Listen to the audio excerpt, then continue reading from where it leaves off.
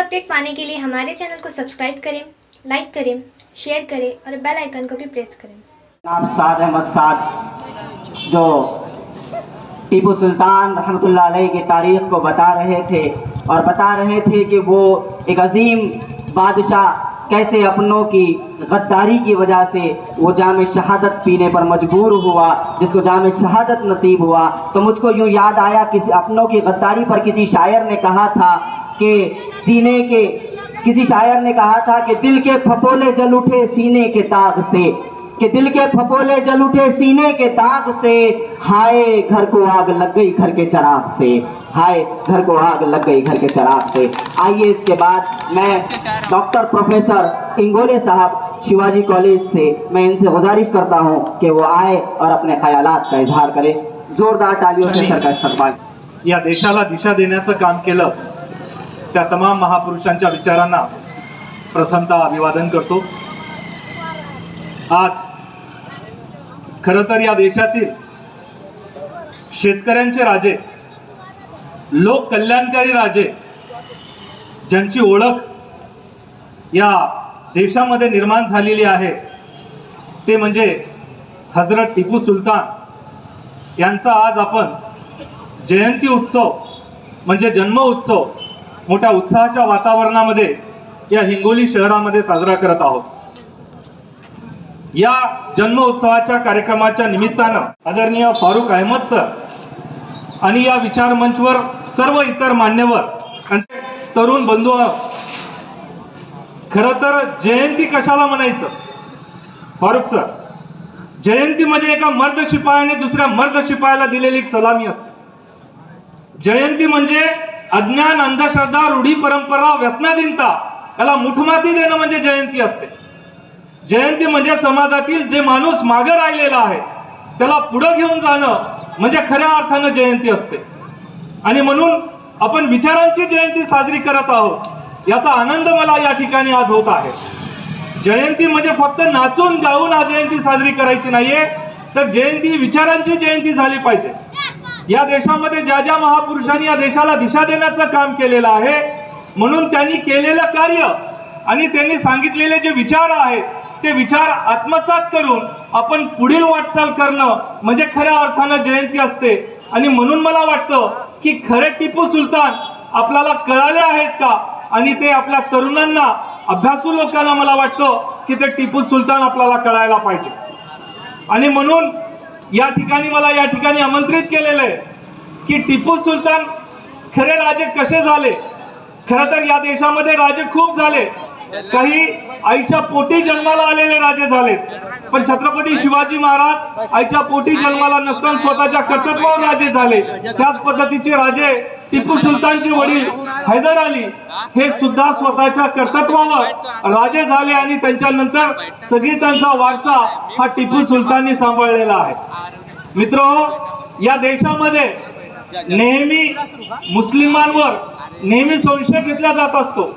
आजही टिपू सुलतानला एक धर्मविरोधी, हिंदू धर्मविरोधी म्हणून एक मॉडेल तयार करण्यात आलेलं आहे। आजही टिपू सुलतानला एक अशा मतांतर निर्माण करण्यात आलेली आहे की टिपू सुलताननी ब्राह्मणांच्या हत्या केल्या, टिपू सुलताननी अनेक शहरांची नावे बदलली, अशा पद्धतीचा प्रचार या देशामध्ये ध्रुवीकरण म्हणतात। आणि हे महापुरुषांच्या बाबतीत या देशामध्ये अलीकडच्या काळामध्ये हे तयार होत चाललेलं आहे। आणि म्हणून याला जर उत्तर द्यायचं असेल तर आपल्या सर्व मंडळींना अभ्यास केला पाहिजे, अभ्यासू असलं पाहिजे। मला आनंद होतो की याच महाराष्ट्रामधला एक सरफराज अहमद नावाचा रिसर्चर आहे, त्यांनी टिपू सुलतानवर अतिशय चांगल्या पद्धतीचं रिसर्च या देशामध्ये, या महाराष्ट्रामध्ये केलेलं आहे। आणि म्हणून ती पुस्तकं मला वाटतं की आपल्या या तरुणांनी वाचली पाहिजे, त्या अर्थी खऱ्या अर्थानं आपल्याला टिपू सुलतान कळेल। मी हैदर अली पासून येतोय, कारण या देशामध्ये सर्वात अगोदर स्वातंत्र्य लढ्यासाठी जर कोणी तलवार उचलली असेल तर ते आमच्या मुस्लिम बांधवांनी उचललेली आहे। मित्रहो, 1750ला नवाब सिराज उद दौला या व्यक्तीने हा व्यक्ती हारला, याचं एकमेव कारण म्हणजे आपल्याच माणसानं मीर जाफरने त्याच्यासोबत बदमाशी केली होती। म्हणून 1750 पासून 1758चा लढाव असेल, 1757चा असेल, तर ते आता टिपू सुलतान पर्यंत ही सगळी मुस्लिम मंडळी या देशाच्या स्वातंत्र्य लढ्यासाठी लढलेली आहे. या बाबतीत खुशवंत सिंगचं एक स्टेटमेंट आहे. खुशवंत सिंग एक फार मोठे रायटर होते आणि खुशवंत सिंगने सांगितलं की भारतीय स्वातंत्र्य लढ्यामध्ये मुस्लिमांनी स्वतःचं रक्त सांडलेलं आहे. मुस्लिमांची संख्या कमी असताना सुद्धा त्यांनी या स्वातंत्र्य लढ्यामध्ये आपलं बलिदान दिलेलं आहे. हे मला वाटतं फार मोठं स्टेटमेंट आहे. या देशामध्ये या स्वातंत्र्य लढ्यामध्ये जे ज्यांनी बलिदान दिलं त्यापैकी 65% हे मुस्लिम सरदार होते, मुस्लिम स्वातंत्र्य योद्धे होते. हे आपल्याला विसरता कामा नये.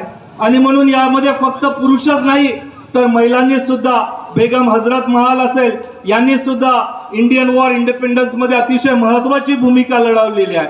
1857 मध्ये एका ब्रिटिशाला त्यांनी शॉट केलं होतं. 1857 मध्ये 225 मुस्लिम महिलांनी सहभाग नोंदवला होता. ह्या बाबी सगळ्या आपल्याला माहीत असल्या पाहिजे. मला म्हणायचं, ह्या सगळ्या जर गोष्टी तुम्हाला माहीत करून घ्यायचं असेल तर आपल्याला पुस्तकं वाचावी लागतील. एक मध्य प्रदेश मधला एक प्राध्यापक नासिर सय्यद आहे सर, त्यांनी 155 मुस्लिम सैनिकांचं एक पुस्तक लिहिलं आणि त्यांचं कंट्रीब्युशन लिहिलं. त्या पुस्तकाचं नाव द इमॉर्टल्स. आणि म्हणून मला वाटतं की हे पुस्तक आपण वाचलं पाहिजे आणि तर खऱ्या अर्थानं आपल्याला टिपू सुलतान आणि मुस्लिमांचं योगदान कळेल. मी बोलत होतो हैदर अली विषयी. हैदर अलींच्या राज्यामध्ये शिरसाट सर जी अस्पृश्यता उच्च टोकाला होती.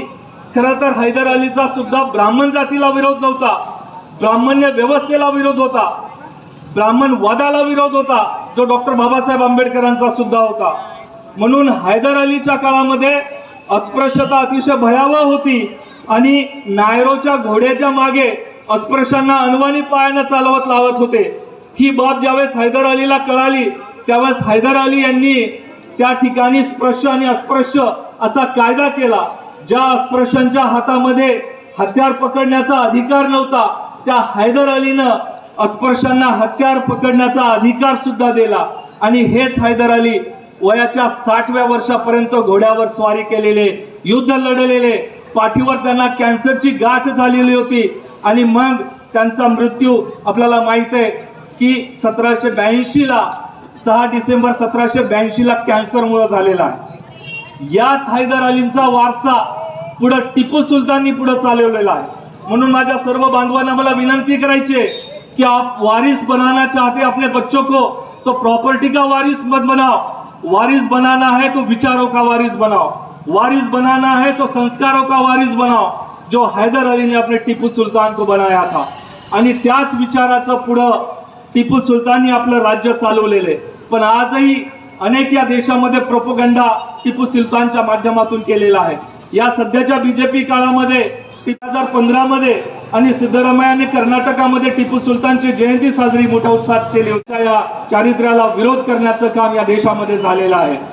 बोलतायत पण दुसऱ्या पद्धतीने त्यांचीच माणसं टिपू सुलतानचा उहोप करत असताना आपल्याला पाहायला मिळतात. 2010 मध्ये येडुप्पा अरापांनी टिपू सुलतानचा पेहराव करून भाजपासाठी वोट मागितलेली आहे. हे आपण विसरत चाललेलं आहे. म्हणून हे आपल्याला सांगावं लागेल. तुम्हाला माहित आहे की आपले राष्ट्रपती कोविंद हे बीजेपी पुरस्कृत राष्ट्रपती होते आणि यांनी कोविंदने सुद्धा सांगितलं होतं की या देशातले सच्चे योद्धा जर कोणी असतील तर ते म्हणजे टिपू सुलतान आहे. हे आपल्याला सांगावं लागेल. महात्मा गांधीने सुद्धा सांगितलं होतं या देशातले खरे धर्मयोद्धा, स्वातंत्र्य योद्धा जर कोणते असतील तर ते म्हणजे टिपू सुलतान आहे.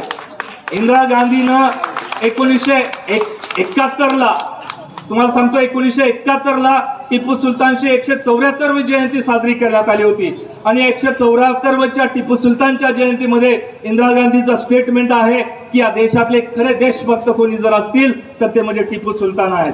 आणि इंदिरा गांधी याच्यावरच थांबल्या नाहीये तर इंदिरा गांधीनं त्यांच्या समाधीवर मखमली अशी चादर सुद्धा त्या ठिकाणी चढवली होती. ह्या सगळ्या बाबी आपल्याला कुठेतरी समजून घ्याव्या लागतील. आणि म्हणून मला वाटतं की खऱ्या अर्थानं टिपू सुलतान जर कळायचं असेल तर आपल्याला पुस्तकं वाचावे लागेल. गिरीश कर्नाड एक फार मोठे नाटककार आहेत कन्नडचे. या महाराष्ट्रामध्ये या देशामध्ये छत्रपती शिवाजी महाराजाला जो सन्मान मिळतो तोच सन्मान कर्नाटकामध्ये टिपू सुलतानला मिळायला पाहिजे. पण हे वास्तव आहे मित्रहो, कारण या देशाचं राजकारण अतिशय गलिच्छ होत चाललेलं आहे आणि म्हणून टिपू सुलतानच्या बाबतीत अतिशय मतांतर निर्माण करण्यात आलेले आहे. टिपू सुलतान हे फक्त हिंदू धर्मविरोधी होते असा प्रचार केलेला आहे। मला म्हणायचं टिपू सुलतान जर हिंदू धर्मविरोधी होते तर टिपू सुलताननी स्वतःच्या अंगठ्यामध्ये, हातामध्ये, आपल्या करंगळीमध्ये, बोटामध्ये 41 ग्रामची अंगठी होती सर सोन्याची, आणि त्या अंगठीवर राम हे नाव, तर त्यांनी राम नावाची अंगठी आपली स्वतः का परिधान केली? या बाबी आपल्याला सांगावं लागेल। टिपू सुलतानने कुठलीही मंदिरं पाडलेली नाहीये। आजही बेंगलोरमध्ये जा, टिपू सुलतानचा त्या ठिकाणी फोर्ट ऑफ टिपू सुलतान आहे आणि त्याच्या बाजूला तुम्हाला 3 मंदिरं पाहायला मिळतील। तिथं गणेशचं मंदिर आहे, तिथं लक्ष्मी मंदिर आहे, तिथं हनुमान मंदिर आहे। जर टिपू सुलतानने मंदिरं पाडली असतील तर हे टिपू सुलतानचे आतापर्यंत अस्तित्वात असलेले मंदिरं आपल्याला पाहायला मिळाली नसती। म्हणून या देशामध्ये अपप्रचार करण्यात येत आहे।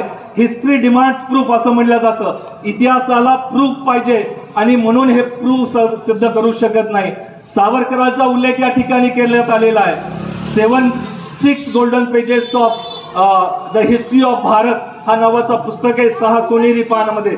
1753 मध्ये सावरकर सांगतायत की 6000 ब्राह्मणांच्या कत्तली टिपू सुलताननी केलेल्या आहेत। मला एक अभ्यासू म्हणून तुम्ही विचार करा, 1753 ला टिपू सुलतान 3 वर्षाचे होते। 1750 ला टिपू सुलतानचा जन्म झालेला आहे। 3 वर्षाचं बाळ 5 ते 6000 ब्राह्मणांच्या कत्तली करू शकतं का? अजिबात करू शकत नाही। हा चुकीचा इतिहास आमच्या पुढे वारंवार मांडण्यात येत आहे आणि म्हणून यासाठी आपल्याला अभ्यास करावा लागेल। अनेक लोक या ठिकाणी बोलतील, पण सर मी थोडासा वेळ घेऊन मी टिपू सुलतानचा जाहीरनामा तुमच्या पुढे वाचून दाखवतो आणि या जाहीरनाम्यातून आपल्याला क्लिअर कट कळेल की टिपू सुलतानने कुणासाठी काम केलेले। म्हणून मला म्हणायचं टिपू सुलतान खरे लोककल्याणकारी राजे होते। रयतेसाठी त्यांनी काम केलेले, शेतकऱ्यांसाठी त्यांनी काम केलेले, जलतज्ञ होते, कृषी तज्ञ होते। एवढंच नाही तर पहिलं भारतीय बनावटीचं रॉकेट टिपू सुलताननी तयार केलेलं आहे। तुम्हाला जर हे जाणून घ्यायचं असेल तर अग्निपंख नावाचं द आउल पाकीट जनरल ऑफ अब्दुल कलाम, एपीजे अब्दुल कलामचं आत्मचरित्र आहे आणि पान नंबर 55 ते 56 वर एपीजे अब्दुल कलामला मांडून टाकलेलं आहे की ज्यावेळेस मी नासामध्ये माझा प्रवेश झाला, नासाच्या प्रवेशद्वारामध्ये लॉबीमध्ये एक चित्र लटकलेलं होतं आणि त्या चित्र मी ज्यावेळेस जवळून बघितलं तर एक रॉकेट लॉन्चचे चित्र होतं आणि त्याच्या बॅकग्राऊंडला काही सैनिक होते। मी जवळून बघितलं तर ते सैनिक गोरे नव्हते, म्हणून एपीजे अब्दुल कलाम म्हणतायत की हे ब्रिटिश नव्हते। मग हे काळे रंगाचे सैनिक कोणते आहेत? ज्यावेळेस अभ्यास करण्यात आला त्यावेळेस त्यांच्या लक्षात आलं की या देशामध्ये भारतीय बनावटीचं पहिलं रॉकेट, पहिलं मिसाईल जर कोणी तयार केलं असेल तर ते टिपू सुलताननी तयार केलेलं आहे आणि म्हणून या देशातले पहिले मिसाईल मॅन टिपू सुलतान आहेत। या देशामध्ये बँका काढण्याचं काम टिपू सुलताननी केलंय। या देशामध्ये म्हणजे श्रीमंत लोकांच्या मठाच्या जमिनी घेऊन गरीब लोकांना वाटण्याचं काम केलंय। अनेक मंदिराला अनुदान टिपू सुलतानने दिलेले। मग टिपू सुलतान मंदिराच्या विरोधात धर्मविरोधी कसे आहेत याचा अभ्यास आपण केला पाहिजे आणि आपल्या तरुणांना सुद्धा सांगितलं पाहिजे। आणि म्हणून the secret correspondence of Tipu Sultan हे एक पुस्तक आहे, आजही लायब्ररीमध्ये अवेलेबल आहे। याचं मराठी भाषांतर सरफराज अहमदनं केलेलं आहे आणि ते आपण वाचलं पाहिजे। त्यामध्ये 8 पॉईंट्स आहेत अहमद सर आणि ते अतिशय महत्त्वाचे आहेत। ते 8 पॉईंट्स मी तुम्हाला सांगतोय, याच्यावरून तुम्हाला लक्षात येईल की टिपू सुलतानचं कार्य किती महत्त्वाचं आहे। पहिला पॉईंट आहे, मी सुलतान टिपू सल्तनत खुदादाचा प्रमुख आहे असे जाहीर करतो की राज्यामध्ये धार्मिक वांशिक भेद करणार नाही, रयतेची नैतिक पातळी सुधारून सामाजिक सुधारणा घडून आणेल व त्यांचं प्रबोधन करेल। हे टिपू सुलतान लिहून देत आहेत, ॲफिडेविट लिहून देत आहेत। ज्यावेळेस 1782 ला त्यांना लॉन्च करण्यात आलं, हैदर अलीच्या नंतर ज्यावेळेस ते राजे झाले त्यांनी या देशातल्या या राज्याला एक ॲफिडेविट लिहून दिला, एक जाहीरनामा लिहून दिला की मी माझं राज्य अशा पद्धतीनं चालवले, कुठलाही धार्मिक भेदभाव करणार नाही, कुठलाही जातीय भेद करणार नाही, हे टिपू सुलतान स्वतः लिहून देतात। दुसरा पॉईंट आहे, रयतेच्या सुखासाठी त्यांच्या व्यावसायिक व राजकीय प्रगतीसाठी नेहमी प्रयत्न करेल। लक्षात घ्या, हे किती महत्त्वाचे पॉईंट आहे। तिसरा पॉईंट, अखेरच्या श्वासापर्यंत रयतेच्या 1-1 इंच भूमीच्या सुरक्षिततेसाठी प्रयत्न करेल। म्हणजे या देशातल्या लोकांची जमीन 1-1 इंच सुरक्षित मी करणार आहे असं टिपू सुलतान सांगतायत। या राज्याचे खरे राजे, रयतेचे राजे, लोकांचे राजे जर कोणी असतील तर मला म्हणायचं टिपू सुलतान आहे। चौथा पॉईंट आहे, मुस्लिम समाजात नैतिक व धार्मिक पातळीवर समन्वय घडण्याचा मी प्रयत्न करेल। लक्षात घ्या, कोऑर्डिनेशन करण्याचा प्रयत्न टिपू सुलतान या देशामध्ये केलेला आहे। पाचवा पॉईंट आहे, ब्रिटिशांना या देशातून बाहेर काढण्यासाठी संपूर्ण हिंदुस्थानातील लोकांना एकत्र करणार, हे टिपू सुलतान सांगतायत. अहो, गांधीजीने 1942ला जन आंदोलन केलेलं आहे, पण टिपू सुलताननी 17व्या 18व्या शतकात जन आंदोलन केलंय. कुणाला जमा केलंय? आम जनतेला जमा केलेलं आहे. त्यांनी सांगितलं नाही की मी राजे राजवाडे लोकांना जमा करेल, त्यांनी सांगितलं की सगळ्या लोकांना जमा करून मी ब्रिटिशांच्या विरोधात लढेल. हे टिपू सुलतानचा जाहीरनामा आहे. 6वा पॉइंट आहे, निष्पाप व लाचार जनतेला निजामाच्या जहागिरीतून मुक्त करेल. या देशामध्ये निजामाविरोधात टिपू सुलतान लढले, मराठ्यांच्या विरोधात लढले. निजामाची जहागिरी या देशामध्ये होती आणि या जहागिरीतून मुक्त करण्याचं काम, लोकांना मुक्त करण्याचं काम टिपू सुलताननं केलेलं आहे. 7वा पॉइंट आहे, राज्यातील लोकांमध्ये आढळणाऱ्या चालणाऱ्या चुकीच्या धार्मिक चालीरीती संपवण्याचा प्रयत्न करेल. मी आता बोललोय की ज्या रूढी परंपरा आहेत, चुकीच्या चालीरीती आहेत, हे संपवण्याचं काम तुम्ही आम्ही केलं पाहिजे, जे टिपू सुलताननी आपल्या राज्यामध्ये केलेलं आहे. 8वा पॉइंट, वेळ प्रसंगी गरज पडल्यास देशाच्या संरक्षणासाठी परकीय मदत घेईल. हे टिपू सुलतान सांगतायत. अहमद सर याच्यावर थांबले नाही. ज्यावेळेस टिपू सुलतान राजे झाले, आपल्या बापाला म्हणजे हैदर अलीला टिपू सुलताननी आचारसंहिता लिहून दिली.